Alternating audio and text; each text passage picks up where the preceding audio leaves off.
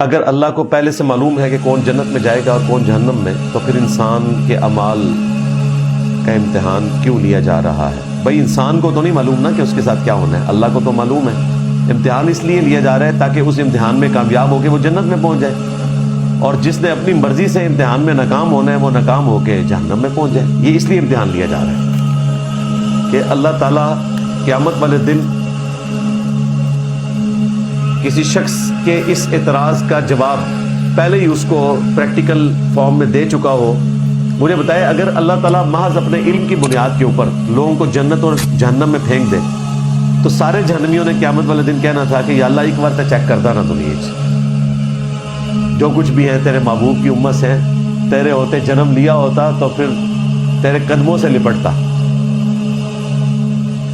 تو دنیا میں اگر ہمیں ٹیسٹ کیا جاتا تو ہم یقیناً تیرے پیغمبروں کے تابع فرمان ہوتے ہیں۔ تو اللہ تعالیٰ نے انبیاء کرام کا سلسلہ شروع کر کے سورۃ النساء میں آیا کہ حجت قائم کر دی ہے، اس حوالے سے کہ قیامت والے دن اللہ پر کوئی حجت قائم نہ کر سکے۔ اور یہ جو امتحان ہے یہ اس لیے رکھا ہے تاکہ قیامت والے دن کوئی شخص یہ نہ کہہ سکے کہ مجھے تو چیک نہیں کیا تھا۔ اب ظاہر ہے کہ ہر شخص کو حالات و واقعات ڈیفرنٹ ملتے ہیں، اس کو اس کے شاکلہ کے مطابق ہی آزمایا جائے گا، یہ ایک الگ سے ٹاپک ہے۔ رہا یہ معاملہ کہ اللہ نے ہماری مرضی کے بغیر ہمیں پیدا کیوں کیا، تو یہ سوال بین ہے۔ لا یسأل عما یفعل وهم یسألون، اللہ کو کوئی نہیں پوچھ سکتا کہ اس نے یہ عمل کیوں کیا، اللہ سب کو پوچھ سکتا ہے۔ ہم مخلوق ہیں، ہمارے پاس تو کوئی اختیار ہی نہیں نا اس حوالے سے۔ اب پیدا ہو گئے، اللہ سے لڑ کے کامیاب نہیں ہو سکتے۔ ہم اس شخص کی مانند ہیں کہ جسے دھکا دے دیا گیا سمندر میں، اور سمندر کے کنارے ایک شخص ندا لگا رہا ہے کہ ہاتھ پاؤں مارو بچ جاؤ گے، لیکن آپ کہہ رہے ہیں کہ میں نے ہاتھ پاؤں نہیں مارنے، پہلے مجھے دسو دھکا کنے مارا ہے؟ ٹھیک ہے ڈوب جاؤ، جہنم بھی پہنچ جاؤ، نہ سنو اس بندے کی گل۔ وہ بندہ جو ندا لگا رہا ہے وہ وقت کا پیغمبر ہے، وہ بتا رہا ہے کہ تمہیں تمہارے رب نے پیدا کیا ہے اور یہ تمہارا امتحان ہے، اس میں آپ نے یوں ہاتھ پاؤں مارنے ہیں تو کامیاب ہو جاؤ گے، ادروائز ڈوب جاؤ گے۔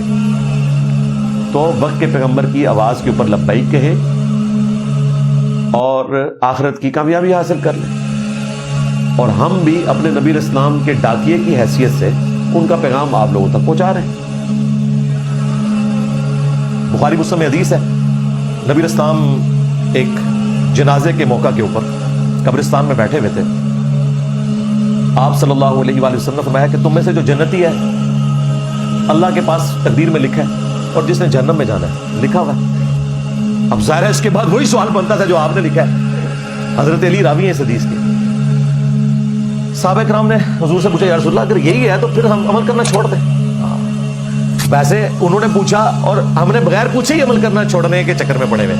آپ فرمایا عمل کرتے رہو، جنتیوں کے لیے جنت والے عمل آسان ہو جائیں گے اور جہنمیوں کے لیے جہنم والے عمل آسان ہو جائیں گے۔ تو حضور نے بتا دیا کہ جو جنتیوں والے کام کرے گا وہ جنت میں جائے گا، اور جو جہنمیوں والے کام کرے گا وہ جہنم میں جا رہا ہوگا۔ تو آپ اپنے آپ کو خود چیک کر سکتے ہیں دنیا میں کہ آپ جہنمی ہیں یا جنتی ہیں۔ اگر آپ نماز پڑھ رہے ہیں، آپ کا عقیدہ توحید ٹھیک ہے، ختم نبوت کا عقیدہ ٹھیک ہے، آپ فرض کی پابندی اختیار کر رہے ہیں، رزق حرام سے بچ رہے ہیں، تو انشاءاللہ آپ جنتیوں والے عمل کر رہے ہیں، بخاری مسلم میں لکھا ہوا ہے۔ اور اگر آپ یہ نہیں کر رہے، اس کے الٹ چل رہے ہیں، تو آپ جہنمیوں والے عمل کر رہے ہیں۔